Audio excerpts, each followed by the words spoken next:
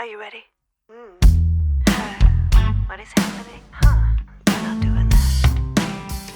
Hello, world. Welcome to A Bit Challenging, the podcast that intimately explores the inner world of two identical twin sisters.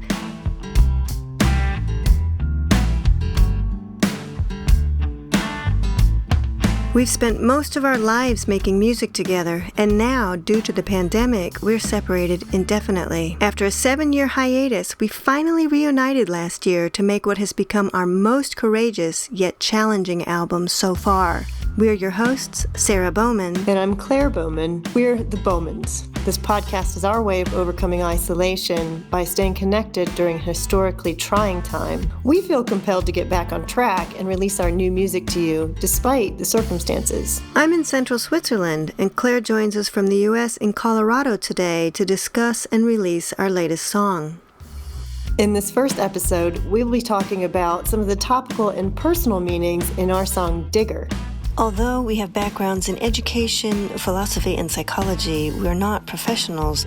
You're basically eavesdropping on a very genuine, unrehearsed dialogue. Neither of us have discussed today's content, so you'll be experiencing our opinions and reactions in real time. Welcome to our dining room table. You'll hear segments that give us an opportunity to express multiple sides of ourselves, even those which haven't changed since we were kids. Today's program will be completed with the world premiere of our song, Digger. This will be fun. Hey, Claire, let's start with your 2 bits. Well, I think your song, Digger, is really about love and connection, but mostly narcissism.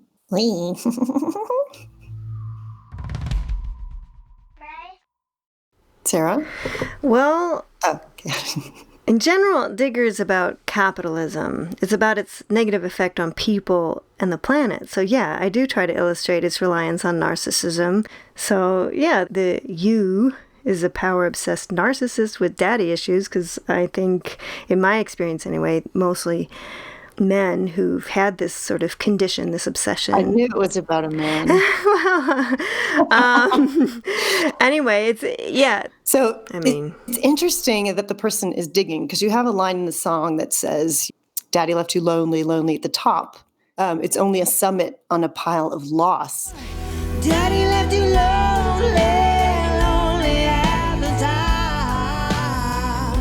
It's only a summit on a pile. Which is interesting, because if you're standing on top of a pile of loss is negative. So essentially the net gain, if you're thinking in terms of altitude or something, I'm in the mountains, so I'm thinking about altitude, that as you go up, you're really going down underground. So this person is digging, thinking they're climbing.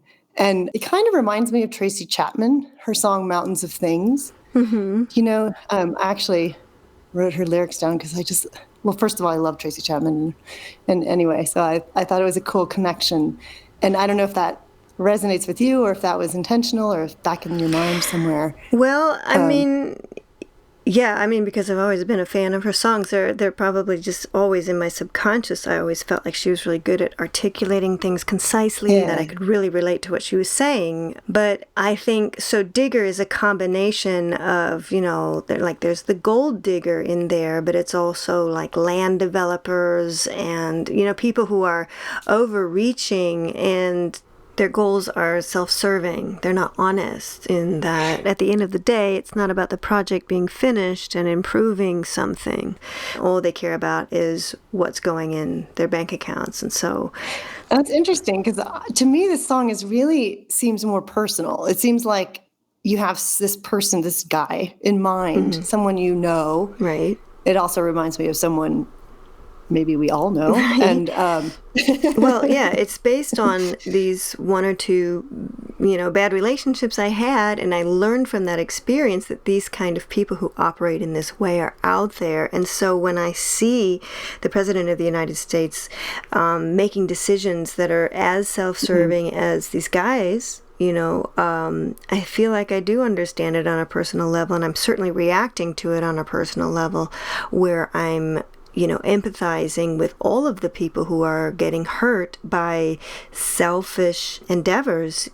To the biggest degree, I've ever even imagined in my life. This is like Dr. Evil stuff, and it's our reality right now. And we have to remind ourselves of what humanity really means and not act out our pain all the time. And you said he had daddy issues. And this is where like the compassionate side of me comes out and says, well, that's kind of what narcissism is about, it's kind of a coping mechanism or like a response to feeling super inadequate. From like unrequited love from an overworked parent. Maybe that. And just a sense of like, you need to prove to the rest of the world that you're somehow awesome, great. And then once people look up to you, or once you've achieved all of this stuff, then suddenly you won't have this feeling of inadequacy anymore. But it's really up to other people verifying that for you instead of being able to do that for yourself.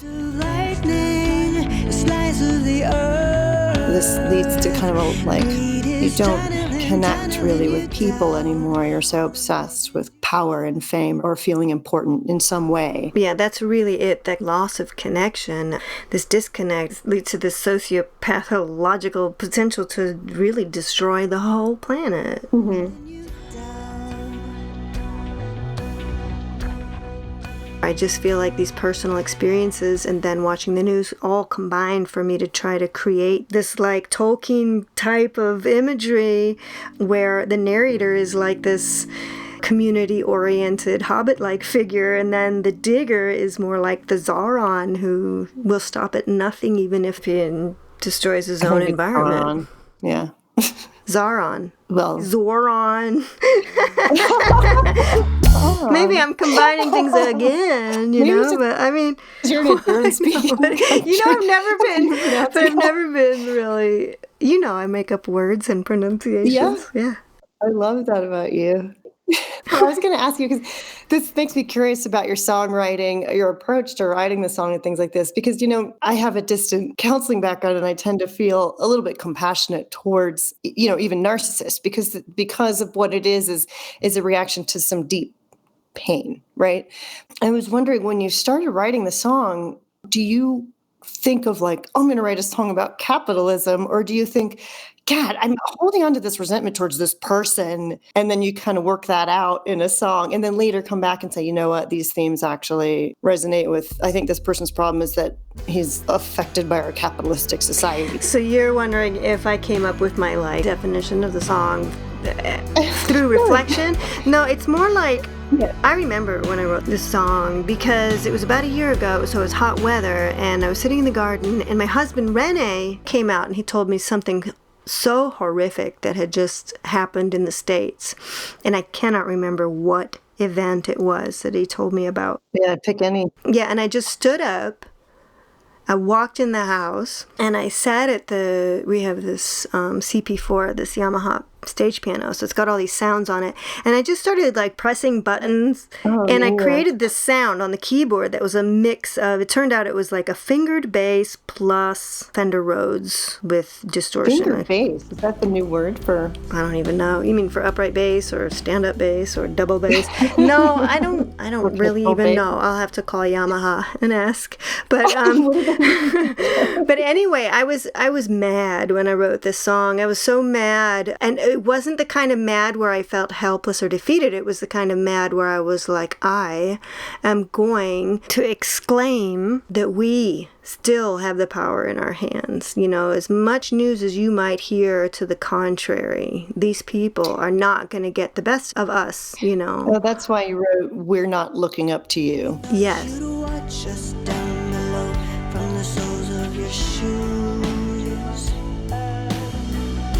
But we are not looking up to you.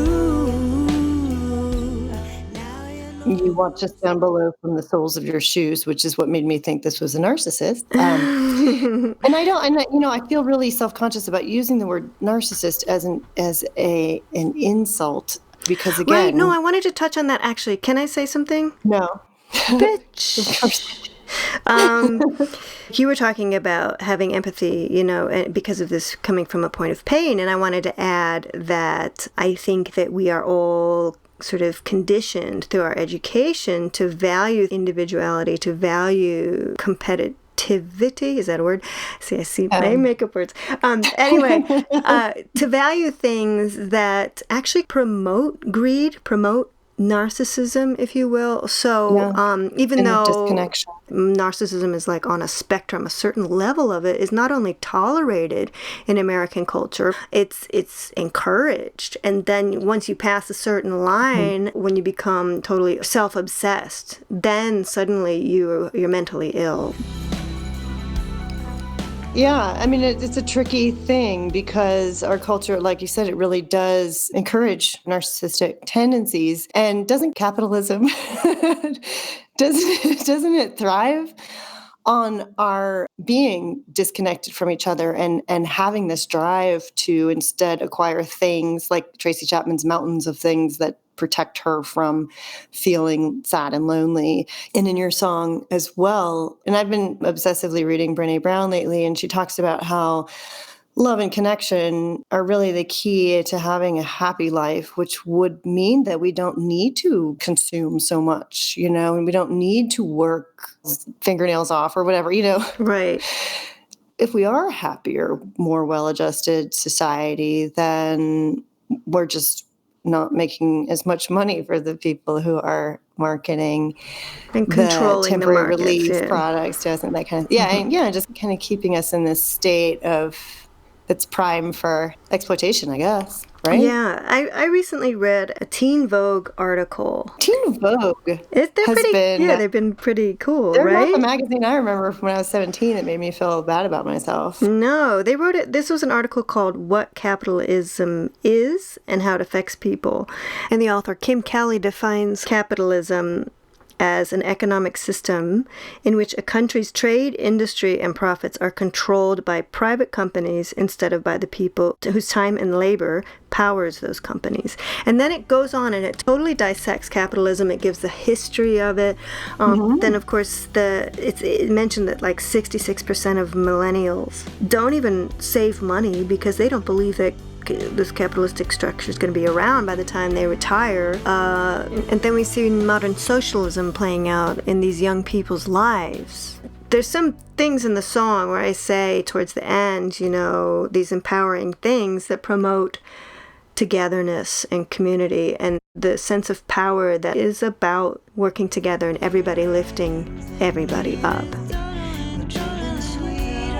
So you went into the song with an idea of what you want to do for individuals who hear the song, or did you go into the song like self-catharsis kind of because I've been around you when you've written songs, and yeah, but I'm looking at the original notebook, like the original words, right in front of me here, and I changed a few lines. I remember when you first sent me the lyrics to this song. You told me I was not staying in my lane. I was like, what? Big challenge? Well, it's just that the song you were being a bit challenging. Yeah. Bitch. But that's my role. Claire, I honestly, because I've been writing songs for so long that a lot of these things are present, even consciously, as I go into the song. I don't know which of these elements is going to inspire me to write what line. It's not that calculated. I write really fast and I'm really moody. It's really driven by emotion, but it does have a purpose in mind. And in this case, the audience was like anybody like me who's starting to feel helpless to turn that around. Yeah, because but that's the thing is because I have to say, I'm like, why do I feel really resistant to saying the song is about capitalism? And like right now, as you're telling me that's what it's about, I feel disappointed. Because you'd rather say that it's about narcissism, which is a much less dark topic. No, it's not that it's dark. It's that it's political. It's less personal. And I relate to your songs on a personal level. And I felt like this song was about somebody who just really got under your skin, who might be the person that's getting under a lot of our skin right now. It's a pretty critical song of this person's approach to life, I never met a bigger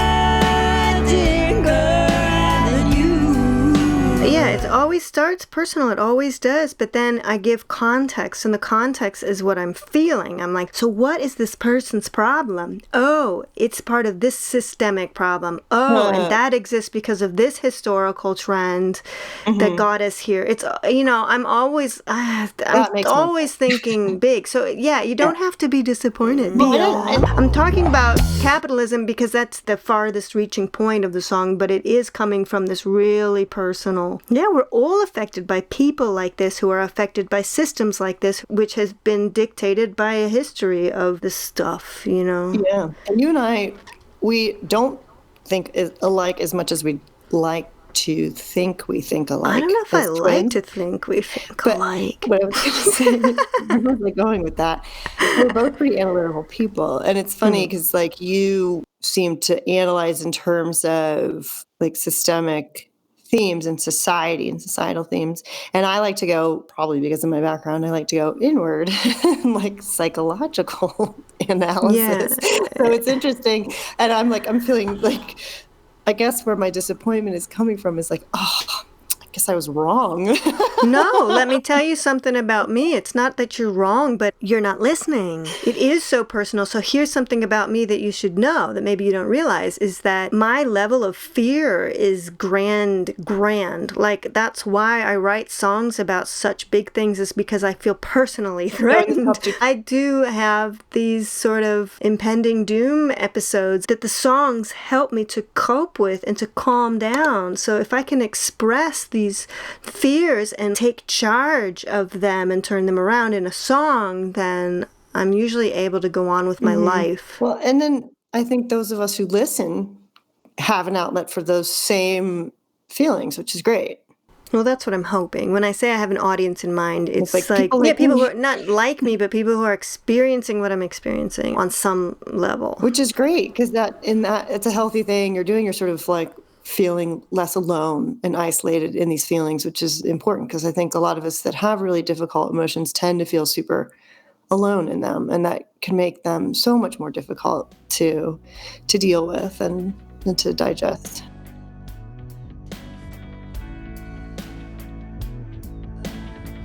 Hello, listeners. Thanks for tuning in. You're listening to A Bit Challenging, the podcast that intimately explores the inner world of two identical twin sister-songwriters. Today we discuss our upcoming release, Digger. We're your hosts, the Bowmans. The thumbnail image you see is evidence of what Claire's been up to. She's a painter and has been focusing on her artwork during our hiatus. We're asking our fans to pre-order the album so that we can get CDs, LPs, and artwork printed. We will release a new original image by Claire with each new song each month. Claire, if you were to say in just one word or statement what this song is about, what would you say? Well, based on our conversation, I would say capitalism makes you lonely. All right, let's write a song about that. All right, here we go. I woke up today with indigestion.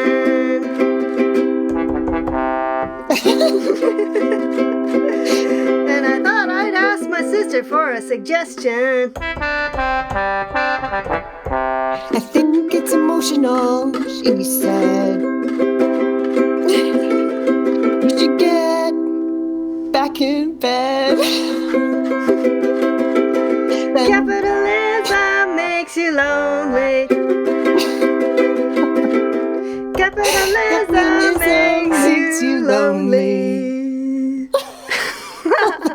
Awesome. That's one on the next record.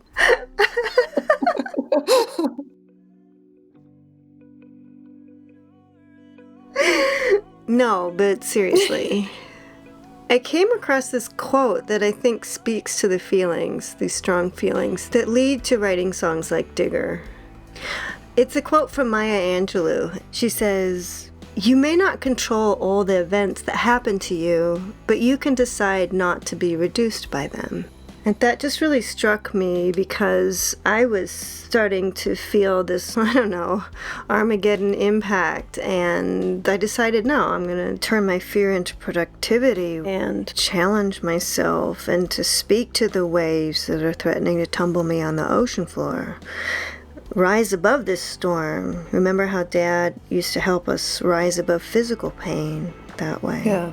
Meditation then, and it's music now. I think a lot of us have had a kind of pandemic paralysis. Yeah, for sure. That has been difficult to rise out of. So it's really great that you had this outlet to be able to make music during such a challenging time. I mean, obviously you wrote the song before the pandemic, but I think we all had a similar reaction when things shifted so dramatically politically in the United States. Yeah, and the quote is so inspiring because it's a reminder that, yes, we can control how we respond to the events in our lives. And I see a lot of people responding with creativity. There's such beautiful things happening, too. Yeah, there are a lot of ways to think about our own power and how we can be not diminished by things. You can be creative, but you can also control how you feel inside and how much of it you're going to take in. I love how she says you can't be, not be reduced by it. I think it's important to get back in touch with our own sense of power and agency despite everything that's going on in the world. Yeah, that's the kind of thinking that sort of jolts me out of my habit of submission and allows me to stand up for myself. And that's the narrator's role as the narrator character deals with this ex-boyfriend-like oppressor, What attracts you to these people? Let's get into that. Yeah, in another episode. But anyway, my way out was to decide not to be reduced by them, to decide that they didn't get to define me. And that's really hard for someone who's experienced trauma, is to let go of other people's perception of you. And I think that in your song, Digger, this person is obsessed with other people's perception of them. They're chasing after it and creating their sense of self-worth around that. And that's a really important kind of skill to be able to develop, to be able to give yourself your sense of self-worth.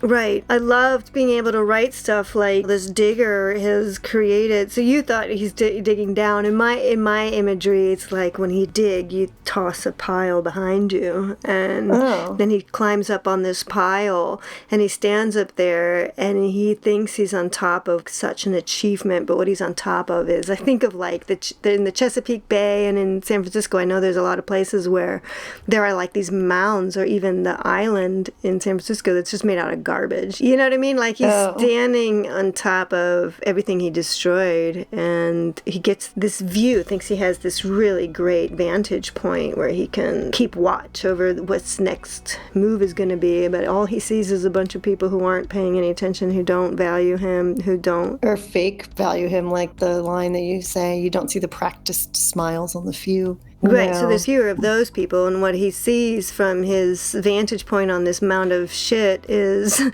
a bunch of people who are just carrying on about their lives joyfully, who are empowered by the fact that they've made good decisions for themselves and the people around them, and who exercise love and companionship and service. And it's funny because it's so funny that as identical twins, we see the imagery of the song is so different, because I pictured someone who looks kind of like a mole digging a tunnel down into a protective bunker, who feels like they're safe and they don't have to deal with other people's scrutiny, for example, but also a place where not only does the gaze of scrutiny not reach him down there, but neither does love or light. Right. Once the song is written and the first listener hears it, I have given that artistic license away. I've said what I've needed to say, and I'm so happy to hear other interpretations of it, because perhaps on a subconscious or an unconscious level, I was thinking all those things too, but they weren't putting the words together on the page. So it's really cool. It's really cool that somebody is close to me. Yeah, I love the imagery. You're so close to me, but yet you experience, even the songs we sing together, you experience them so differently. It's really cool.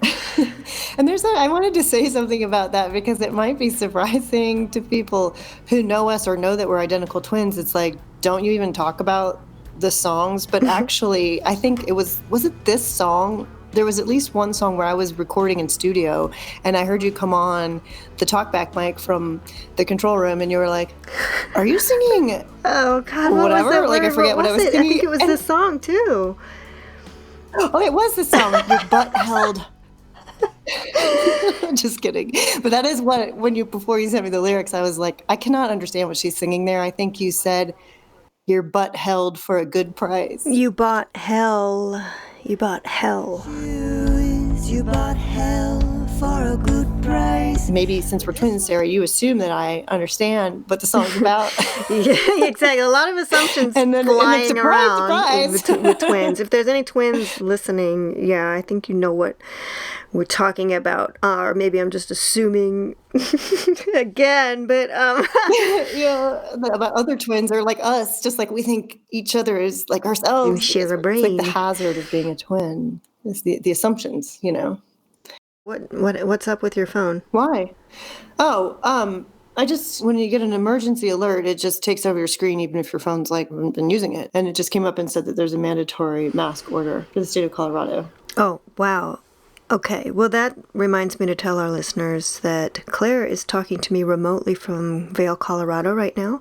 Yeah. I'm in Switzerland, and the situations between the United States and Switzerland regarding the pandemic are vastly different at the moment, and we don't know when we're going to see each other again, so this podcast might be as close as it gets for a while.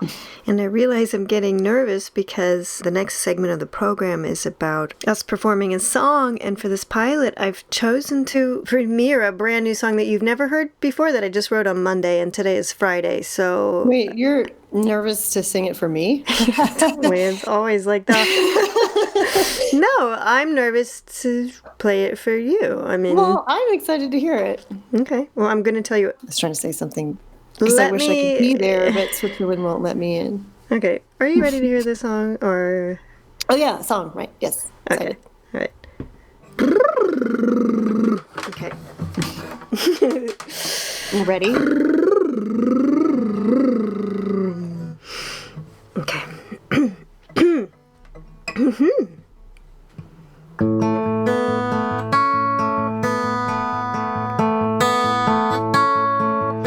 My soul doesn't know anything about decay. My spirit hasn't sounded a warning. My life doesn't look shorter in the direction I'm facing, but I admit that my past feels farther away when I'm reaching. I guess I work harder every day to stay awake. I notice how my mind's collected all the tokens since my first big parade.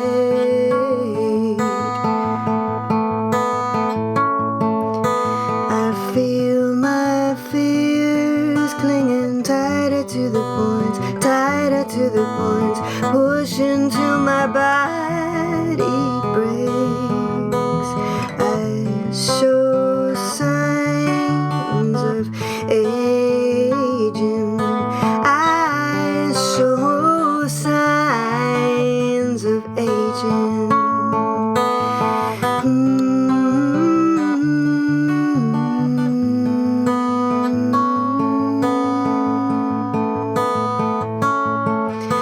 My children see a mama stronger than the wind.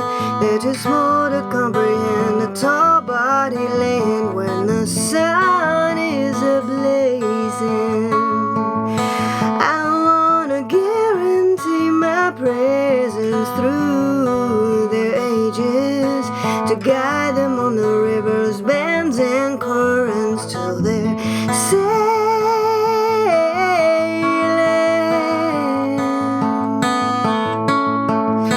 I guess I work harder every day to participate. I notice how my heart is urging me to start on the plans I yet to make.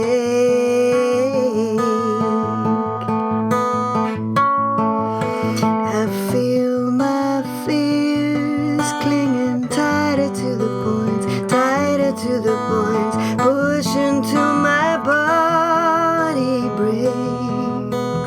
I show signs of aging. I show signs of aging. I show signs of aging.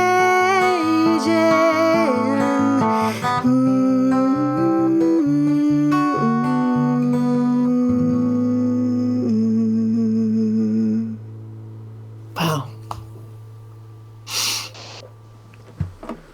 Your songs always make me cry. Really? I thought you were laughing. I heard a sniffle in there and I thought it was a chuckle. No. Yeah, it's so funny. No. Yeah, it's funny. Aging, all that stuff is funny. Your fears. No, I always just, God, every time you write a song, I'm so moved. That's awesome. And it makes me feel really sorry for you. Oh, are you serious or are you not serious? I mean, I'm half joking. You know what I mean? Like, I always feel like, oh, because you're like, she's suffering. Yeah, and it gets really, and at the same time, when this song is about something you're suffering from, but also something I can relate to too, being the same age. So maybe I don't have the 2 young children, but I kind of feel like, am I allowed to write this song, or is that going to embarrass Claire since everybody knows we're the same age? But I mean, I'm not going to deny. I can't deny how old I am. So. Right. This is a song about acceptance. Is it? I mean, I had a heart monitor on last week, right? Yeah, I think this is partially why I'm crying.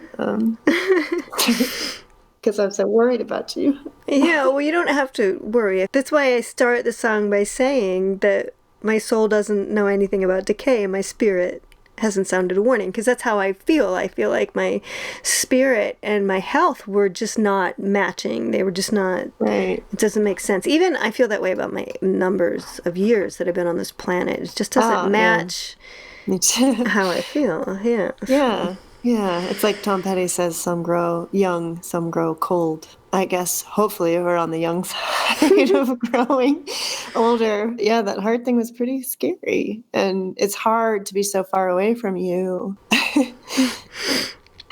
Yeah, it'll be hard until borders open again, until things get under control. So every Wednesday, my company Pillow Song put on these outdoor concerts. We just started to try to recover from some of the losses that we've experienced and some of the losses that other artists that we had booked experienced from all the cancellations. And at the beginning of each concert, I give a little talk, and it's around this premise of building a better future through the power of song. This was Wednesday, so 2 days ago I was just talking about how everybody's kind of coping with canceled plans and what that means, and for a lot of us it means that we are not able to see the people we love, and that we had so much anticipation to see them this summer, and all of a sudden we're in that time when we had envisioned ourselves together and we are apart indefinitely. So I was just telling a friend the other day that, like, because, I was supposed to be there for Elliot's birthday, and I promised Cecilia I would be there for hers, and it's going to be impossible. So it's really not even, and how is she supposed to understand? She's 4, turning 5. How is she supposed to understand that I'm not there because I'm just not allowed? And I was telling a friend the other day, like, I'm just not used to being from a country where your travel is restricted. I've been spoiled. Yeah. It's now not welcome basically hardly anywhere. I think there's a short list of like 12 places I can even go. You become this like contaminated vessel if you travel. And it's really, there's a lot of identity crises surrounding this, with everybody reevaluating everything. Right. Everything that they grew up to believe was protected. Our sense of freedom it's very complicated right now. Right. And I guess the point I was making to the audience in discussing this with them was that the best thing we can do is meditate on the present moment, because the present moment is always beautiful. Because I was talking about how longing, when you're in the present moment, you're longing transforms into gratitude, and that gratitude transforms your sadness into joy. Just longing is actually a difficult emotion. People don't realize how difficult it is to have longing, and it's important to meditate and transform that without sounding too much like a hippie. For me, that was impossible. I had my hair down, and everybody asked me if I braid it, but it's just the hormones from my second pregnancy. People are like, how do you get your hair like that? I'm like, hormones? It's funny. Me, having had kids and you not. So it's funny like I can identify. Well, yeah, I mean, I can identify how which did the changes. Hormones change my body? Well, let me look at Claire. Your hair is totally different. What happened? I'm your control group or whatever.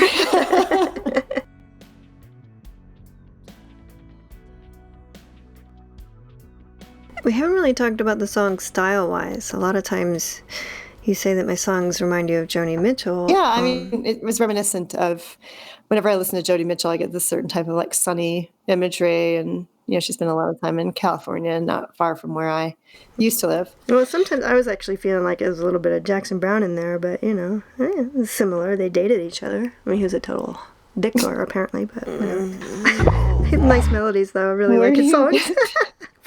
We do the West Village Wednesday series. And right. Of course you know about that. And find some interesting stuff, but it's all allegedly. We could have a whole conversation about the personality and character of an artist and how that affects their art, but we could future do that on a different... California, coming home. Now, to our listeners, this is the segment of the program where we call an outside listener. We're calling James in San Diego, who's been given a sneak preview of the song Digger. And I've never met James, but he knows Claire. We thought it'd be interesting to speak to a person with a professional music background who does not know me, the songwriter, at all. And we'll discover in talking to him today what his observations are. Hi, James. Hi, James. Hi, Claire. Hi, Sarah. So, can you tell me a little bit about yourself, James, and how you met my sister Claire? Sure. I think you maybe overstated professional experience, but that's okay. I only know what Claire tells me, so. I think Claire has made me much more interesting than I am. I'm a poet and a professor at a university here in San Diego, and I used to play in a touring shoegaze band, so basically the farthest opposite side of the spectrum as what I formerly understood of the Bowmans. Yeah, and I met Claire in Split, Croatia, where I spend about half the year in our favorite bar.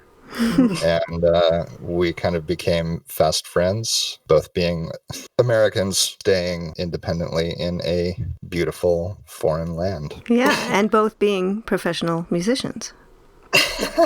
Sort of. Sort of. So, a poet and a professor. Wow, I'm really looking forward to hear what you have to say today. So, my first question for you regarding the song Digger is, upon listening, what kind of person do you imagine would write a song like that? Well, Sarah, you'd be surprised to know that I actually know a great deal about you. I do talk about you, Sarah. Oh, okay. Actually, I didn't really think about that. Mm-hmm. As a poet and a poetry professor, and a retired songwriter, I know that people write in persona, so I don't really think about what kind of person might write something because I'm more interested in the thing itself. I like to separate the art from the artist. I don't do that, just so you know. But that's a whole other discussion and topic. Right. And you just know me, so you could never answer that question. Well, we've been discussing Claire's impressions and assumptions about the inspiration for and the meaning of the song Digger. And I understand you haven't been listening to the program up to this point, so we'd really be interested to know, what are your comments or observations regarding this song? Yeah, I have not been privy to your prior discussion. I've listened to it quite a lot. And I think it's a really fantastic song. Claire shared it with me, and I was like, wow, Claire, this is amazing. I was surprised, actually. She thought I would hate it. And to be fair, my general musical taste tends to veer in a different direction, say. Like, give us an example of your top 2, 3. Well, I'm a diehard shoegaze fan. Like the early '90s British shoegaze bands like Slowdive, My Bloody Valentine, the Cocteau Twins. Oh, we love them. Brian Eno, things that are more atmospheric generally. But I like a lot of Nigerian psych music and Ethiopian jazz, and I go all over the place. Yeah, it's just like us. Right. But this song totally did it for me. Part of what I was thinking about when I first heard it, I was thinking about how chthonic the song felt to me. And for those of you who don't know what chthonic means, I was going to ask you myself. It means of the underworld. Nice. Yeah. So, and that's CHTHONIC. It's a really weird word, but one that I love to casually drop into conversation. Now I see why you and Claire are friends. But Claire still had to look it up too. This one I did. But Claire's nickname in college was Phenomenology. But how it opens with this kind of echoed ghost voice, and it feels like sort of a descent into the underworld.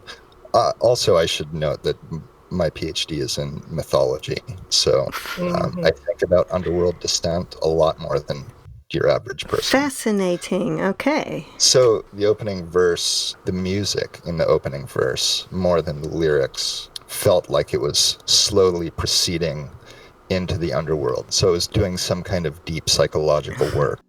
The working title, Scrutiny, seems very apt for this opening feeling that I'm getting. It's like, okay, here we're going to do the deep work. We're going to scrutinize these things. Yes. It hangs out down there in the underworld, and it explores, and it's always kind of looking back, though. There are all these moments where it's going from this kind of low, trudging bass that I really am into, to these like brighter moments. But then it always gets pulled back. I wrote my dissertation on the figure of Orpheus. So this like going into the underworld, coming back, but looking back in only to lose what it is that you've tried to bring out is something that I've spent a lot of years thinking about and writing about. So I'm maybe projecting my own academic interests onto your Or maybe it's song. there. I think it's there. I think it's there. I think it's there. You must be familiar with our friend Aeneas Mitchell's work, Hadestown. I have heard about it, but I am not familiar with it. Oh, okay. Something to put on your to-do list. This is really very interesting to me, and I want to reveal to you that the song was, quote unquote, complete before the lockdown. However, with this extra time, I kept going with these added voices, and I wonder if some of what I was feeling with all of the uncertainty and tragedy just boom on top of us as we border Italy, I wonder if some of that moved Digger into more of the place that you describe than it would have been had I not continued to add to it in the lockdown. Perhaps. Interestingly, though, talking about the layering of voices, when I teach poetry to students, I always tell them their voices are not entirely their own. They are made up of all these voices that have come before them that inhabit their body. And that language itself doesn't belong to us. It's something that we belong to. We live inside it. Yeah. I never had anything planned when I hit record, and what came out was we have all the time in the world now, because of the lockdown. That's it wasn't why. I really have been trying to piece together how that fits in with the song. Well, it does. I kept it because you feel like this whole fight that comes as a result of the challenge is just beginning, and it feels like in terms of scrutiny, now we have all this time with our thoughts and feelings, so why not go the distance? Yeah, that makes a lot of sense. I'm just wondering if that reason that, we, like you said, we belong to language instead of language belonging to us is the reason you think that separation is a good thing. The separation between art and artist. Yeah. Like experience of the art, separating that from the artist. Yeah. I don't want to use the term cancel culture because I think that people reap what they sow as people, but that doesn't always mean that the art isn't valuable. So many artists that we still admire were really awful people. Right, that's but what I their art, struggle with. Yeah. You're not right, awful, their art's Claire. still valuable. Look, that's what I'm saying. Yeah. It does lose its value once you discover, like for me, Picasso, you learn things about these people and how they behaved. And once you Right. know that, your experience of the art has changed. True, that's true. Actually, last summer, got the chance to meet the daughter and grandson of the poet Ezra Pound, who is a very Wow. important poet in 20th century American poetry.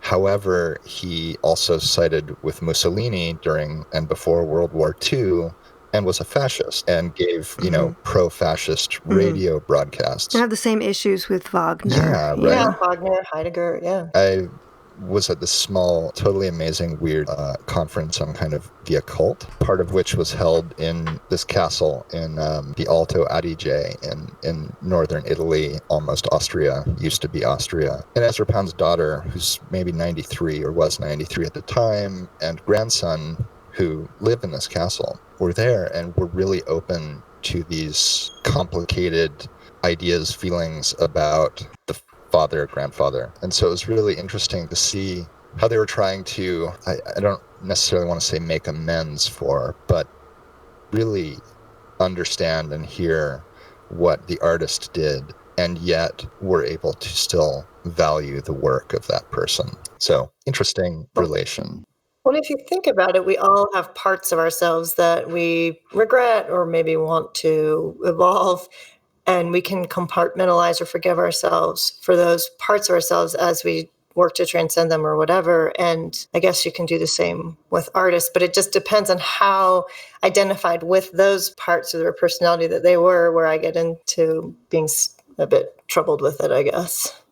That was a very articulate way of saying that, Claire. Thanks, Jane. I am a fan, it's true. It's interesting to think about how this conversation went in this direction. And earlier, Claire and I were just talking about how once a release is made, the door is open for interpretation. I guess that's why interviews are so important. And, once you write a poem or a song and send it out into the world, it no longer belongs to you. Right. Like, you're no longer in control of what it means to people. You're only in control while writing it. And then once it's done and out, it belongs to everyone else. And so I don't think I'm even in control of it during the process if I'm in the right headspace, because sometimes I really feel like when I'm writing a song, I'm in that same primal brain kind of headspace as I was to give birth to my children. And I understand this whole, giving birth to a creative contribution to the world, because it's more than just, hey, look what I created. It's more like, hey, look what just passed through me. Right. I wrote an entire dissertation on that. Oh, you were like a good choice. I can talk about it. Definitely a good choice. Thank you so much for joining us. Listeners, that was James Meetze joining us from San Diego, California. Pink? That's pink because it's recording. Yeah. Okay. Green, that's little. Those are the numbers. The green is the numbers. Mm-hmm. Okay. So when we were kids, we used to play in the attic to remove ourselves from the tension at home, which there was a lot of. And we'd go completely into this shared delusion, imaginary world that we called Chicks and Families. And it was elaborate. We had probably 200 stuffed animals between us, a large portion of which were chicks Grandma knitted for our Easter baskets every year, which was incredibly sweet of her. One year she created Little Bear, which looked more like a mouse that she forgot to put the tail on. Yeah, and he was mine. And it was so cute, and I was so envious. So I created Little Bear Sycamore and just took over his personality half the time, but I felt like that was a pretty genius way of me to take possession of something of yours that I wanted in a way that you couldn't really refuse. Sorry about that. That was probably pretty manipulative. Well, no, We're kids. Kids can be manipulative, right? Yeah, it's weird, for example, how quickly my two kids learn that skill. But anyway, what I wanted to say is that you might feel that way now, but I remember the way I felt about it was just kind of exciting. Oh, good. Like, oh, we have an unlimited number of toys now if they all possess multiple personalities. Yeah. And I love Little Bear's Second Brain. Aw. We should do Chicks and Families radio show right now. Little Bear's Second Brain was a big star in that, right? Yes, you was. And your cat, John Begonson, of course. Yes. Okay. All right.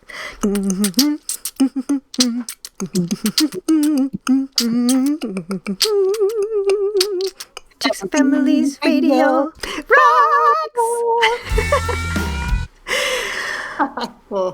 Ooh, well, it's Mr. John Begonson. Are you there, John? Hi. Hi, it's Little Bear First Brain. Are you at home? I cannot tell you two apart. You guys look so much alike. What do you mean? You, and Little Bear's second brain, obviously. Well, I don't know if Little Bear's Second Brain is here. Are you here, Little Bear's Second Brain? Are you inside? I was taking a nap. I'm doing okay. Hi. Hey, buddy. Sorry. I feel like you're always napping when I'm out and about. That's real strange, huh? Well, John Begonson, can you have some visitors right now? Well, my house is kind of a mess, but you're totally welcome to come into it.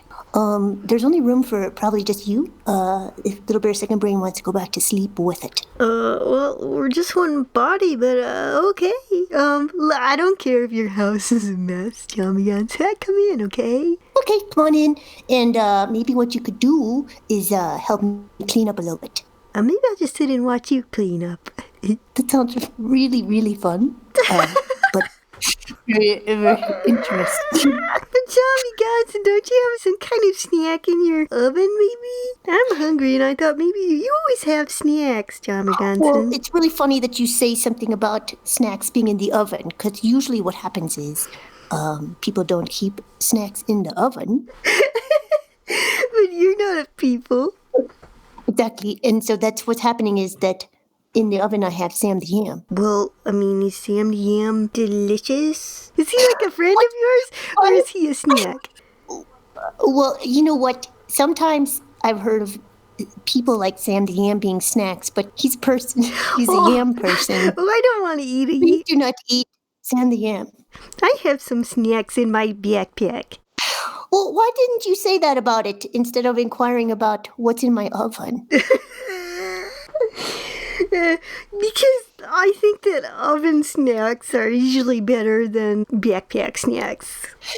Maybe you're right about that. But right now we have Little Bear Second Brain sleeping, and also Sam the Yam is also sleeping. So why don't you have your backpack snacks? Well, actually, I just looked in my backpack, and the snacks I have are actually mozzarella sticks. And mozzarella sticks have to go into the oven. Hi, did I hear someone say mozzarella sticks? Is that what that was that you said? It was hard to understand. Who are you? Little Bear. My name's Dunphy. Nice to meet you. And, nice to meet you. You like mozzarella sticks? It's like my favorite food. That's why I came out of my room where I was playing video games. What are video games? This is like 1982, isn't it? Mm-hmm. Oh. Atari, the asteroids one, where you destroy asteroids. We don't have any video games at our house. Well, that's probably a good thing with it. You're probably more creative or something, is what adult humans might want to say about it. I like it. Ooh, okay, well, yeah. You guys want to do some music? You like to do music? Hey, do you know the song I wrote about Sam the Yam? No. You can teach it to me, and I will add the instrument parts. Okay. Me. Underneath that jacket, you're hot, hot, hot. Underneath that jacket, you are hot, hot, hot. Underneath that jacket, you are hot, hot, hot. Don't even try to tell me that you're not. Oh, yay! Clap, clap, clap, clap, clap, clap, clap, clap. I have to say clap because my little mouse hands don't make any sound. But that was so exciting. I love singing together. Yes. Hey, I think it's better than video games, actually. Ka-choo. Yeah, and it's better than the mozzarella sticks. I didn't say that. Who said that? But speaking of those, can we finally get to having that snack? You just stick those mozzarella sticks in there next to Sam. You probably won't wake him up. Yeah, that's probably a good idea with it. Okay, nummy nums.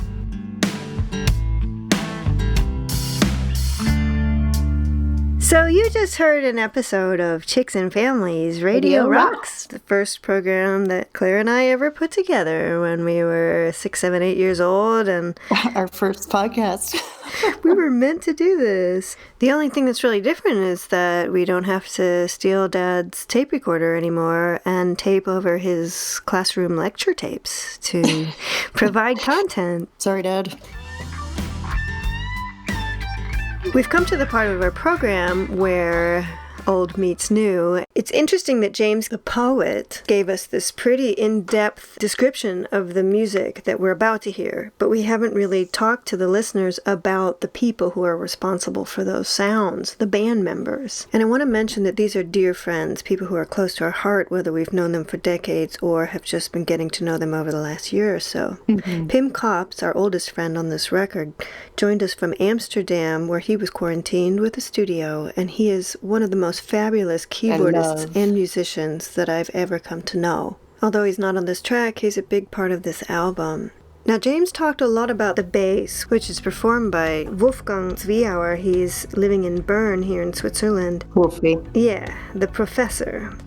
Jovial, energetic, surprising, and was really able to make some interesting layers with what was on hand and the few things he brought with him. Very creative. Yes, and with Patrick Zoso, we were taking a chance with a mastermind. Yeah, you would almost think that what he adds on noise and beats would be the biggest departure from what our sound previously was, but when I think back on it, especially with the creative things that you would do with organic instruments, and, you know, I would try and add with percussion that Malcolm Byrne brought out in his production of our second album. It's actually an evolution of a sound we were already playing with. Absolutely. And Christian Finneker plays electric guitar, and on this particular track, Digger, he plays a really controlled, really purposeful part, except he contributes an intensity that without him, an integral layer would simply be missing from the... Great texture. Yeah, and throughout the album, he's got such great guitar tone and such great ideas. Yeah, we'll talk a lot more about him in some of the future episodes.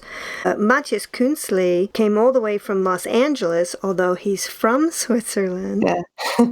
Matthias works closely with Regina Spektor, and he mentioned similarities there, I think, because of our classical background and our pop inclinations. I see. I'm a big fan of both of them. Matthias is so imaginative. He is not limited at all. You never know what you're going to get with Matthias. I think he considers anything a percussion instrument. He could play a banana. Marco Iancarelli, of course, greatest gift. He went above and beyond, and in the control room he was always such a calming presence. He certainly seemed to understand and respect my ideas, regardless of how wacky they might have been. Yeah, you don't think about that extra skill set that the person in the control room needs to have to kind of manage people's emotions as we're out there doing our performative work and recording. And in James's interview, we talked about how Marco and I went on and on and on and on because of the new time in our schedule that we had. Yeah. And he'll stop at nothing to get things right. It's almost like it's just a gift that you had this project to work on to keep your attention focused on something that was progressing and moving forward when the world was coming to a standstill. You know, and for me, that's where I really got to know what it was like to work with you, Sarah, as the producer, as we continued at a distance with working on this project with all the extra time that we were granted from the pandemic. Yeah, well, people are saying now with the pandemic, the single mother or working mother thing is just nearly impossible. But I think that I was able to continue being a mother of 2 small children and just learn how to work very efficiently, make fast decisions. And now I have that gift and tool to continue working from this point forward more efficiently. Yeah. Because with all projects and work canceled all of a sudden, I was just inclined to sit around and mope, you know? Yeah, and that can be that can really lead someone to depression when they don't have something that is new and exciting, and you're already sitting in this pool of ambiguity, not knowing what's going to happen. It's really difficult.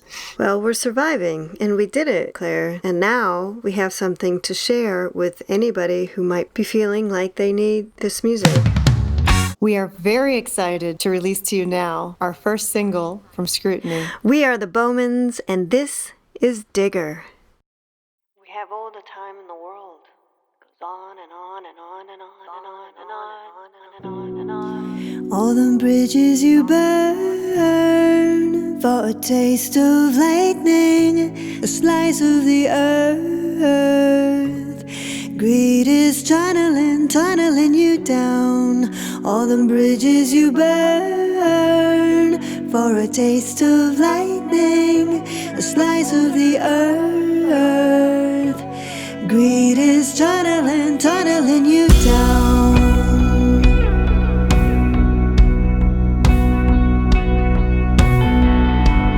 Deep dark daddy issues. You bought hell for a good price. When this one's done, you build on the moon a paradise in a white light. I never met a bigger digger than you. I never tried to please him or let him tell me what to do. You don't see the practice smiles on the few who still rub elbows with you. How many times you bought in that suit? 'Cause now it's wearing you. All the bridges you burn for a taste of lightning, a slice of the earth. Greed is tunneling you down. All the bridges you burn for a taste of lightning, a slice of the earth. Greed is tunneling you down.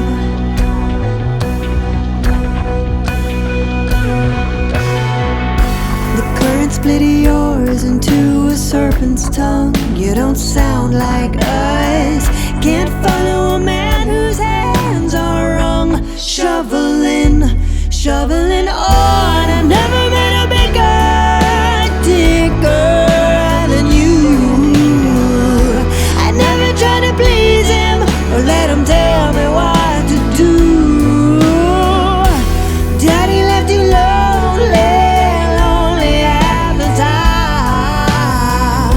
It's only a summit on a pile of lies. You got yourself an unflinching view. You thought you'd watch us down below from the soles of your shoes. But we are not looking up to you. Now you know who's who. What you gonna do? All the bridges you burn for a taste of lightning, a slice of the earth. Greed is tunneling you down. All the bridges you burn, no place to escape to. We got cleaner hands than you. But you've been sweeter. The whole night for a taste of lightning. A slice of the earth. What you gonna do? What you gonna do? Tunneling you down. All the bridges you burn.